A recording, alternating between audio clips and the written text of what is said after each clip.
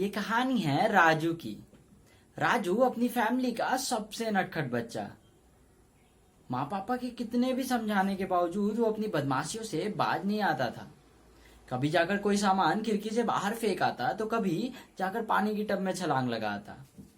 और अगर माँ कभी गुस्से में आकर 2-3 थप्पड़ भी लगा देती ना, तो रोने के बजाय झट से जाकर कोई नई बदमाशी ढूंढ लेता और उसमें मग्न हो जाता।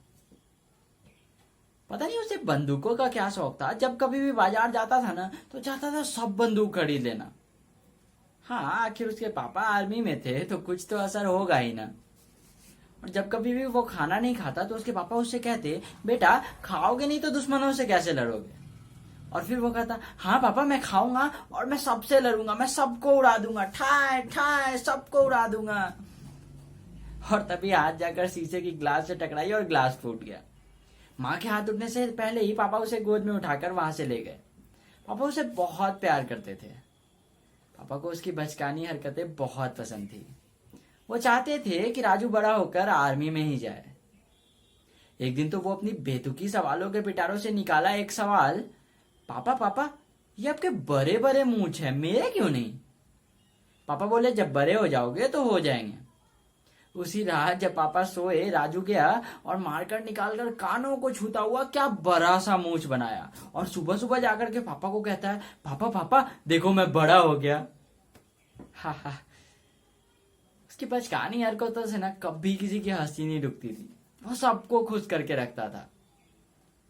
पर पता कहाँ था कि ये हंसी बस कुछ पल की है।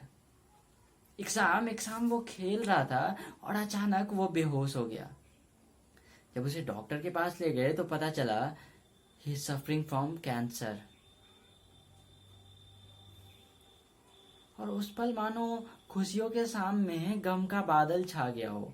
पल भर में ही सब बदल गया।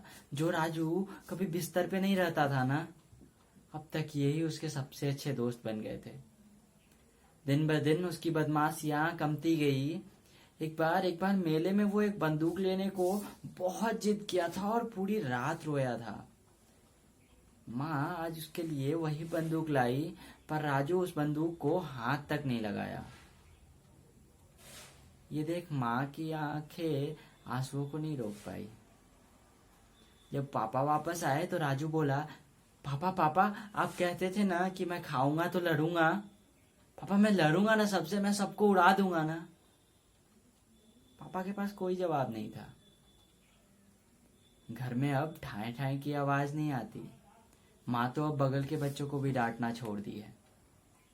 पर किसी को पता कहाँ था कि इस हंसी और मस्ती के तोहफे को महज 6 साल में ही सभी को छोड़ के जाना पड़ेगा।